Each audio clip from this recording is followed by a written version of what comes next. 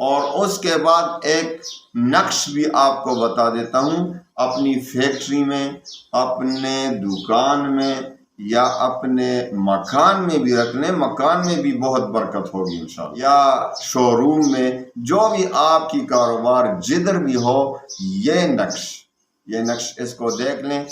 یہ نقش انشاءاللہ آپ کی روزی بڑھ جائے گی، آپ کے دکان کے، آپ کے فیکٹری کے، آپ کے شو روم میں گاہک بہت زیادہ آئے گا اور آپ کو برکت ہی برکت آئے گا۔ کاروبار رکا ہوا ہے، آپ کا کوئی دکان ہے، دکان کھولا ہے آپ نے، دکان پہ کوئی گاہک ہی نہیں آ رہا، فیکٹری کھول دی، فیکٹری پہ گاہک نہیں، تجارت ہے آپ کا، تجارت سب کا چل رہا ہے، آپ کا نہیں چل رہا، تو اب کیا کرنا ہے؟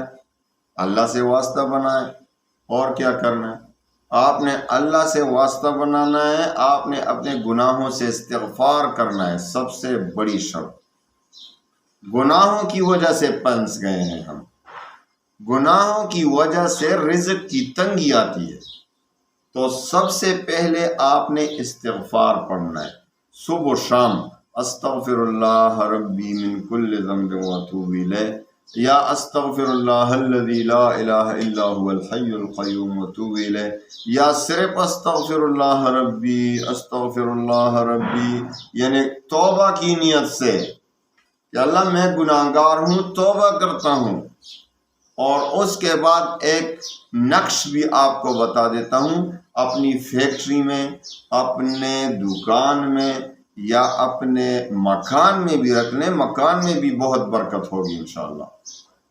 یا شو روم میں، جو بھی آپ کی کاروبار جدھر بھی ہو، یہ نقش اس کو دیکھ لیں، یہ نقش آپ لکھ لیں خوب صحیح طریقے سے، اور اس کے بعد اپنی دیواروں کو لومینیشن یا چونا وغیرہ دے دیں، دیواروں کو صاف کریں چونا وغیرہ سے، اس کے بعد اس نقش کو اس پر لگا دیں، انشاءاللہ العزیز۔ یہ نقش لگانے کے بعد اس دیوار پر، چاروں دیواروں پر یہ نقش لگا دیں، اپنے دکان میں، اپنے مکان میں، اپنے کاروبار کی جگہ میں، اپنی فیکٹری میں، اپنے شو روم میں، چاروں طرف دیوار پر کیا کریں؟ یہ نقش لگا دیں، انشاءاللہ آپ دیکھتے جائیں گاہک کس طرح آتا ہے۔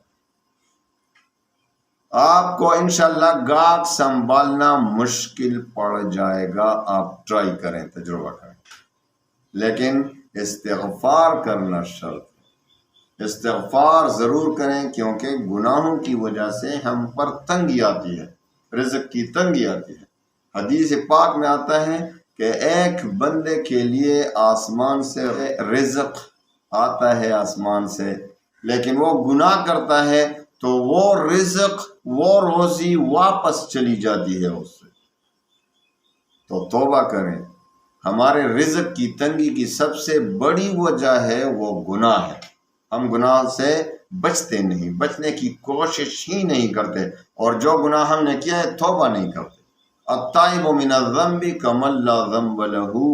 او کما قال رسول اللہ صلی اللہ علیہ وسلم، نبی کریم صلی اللہ علیہ وسلم فرماتے ہیں گناہ سے توبہ کرنے والا ایسا ہے کہ گویا اس نے یہ گناہ کی ہی نہیں، تو گناہوں سے اس طرح پاک ہو جاتا ہے کہ توبہ کرے، تو توبہ کرنے سے گناہ ختم ہو جاتے ہیں، تو توبہ کریں۔ اور اسی طرح یہ نقش جو ہے آپ چاروں دیواروں پر لگا دیں، انشاءاللہ آپ کی روزی بڑھ جائے گی، آپ کے دکان کے، آپ کے فیکٹری کے، آپ کے شو روم میں گاہک بہت زیادہ آئے گا اور آپ کو برکت ہی برکت آئے گی انشاءاللہ۔ اللہ تعالیٰ تمام مسلمانوں کی پریشانیوں کو دور فرمائے۔ وآخر دعوانا ان الحمدللہ۔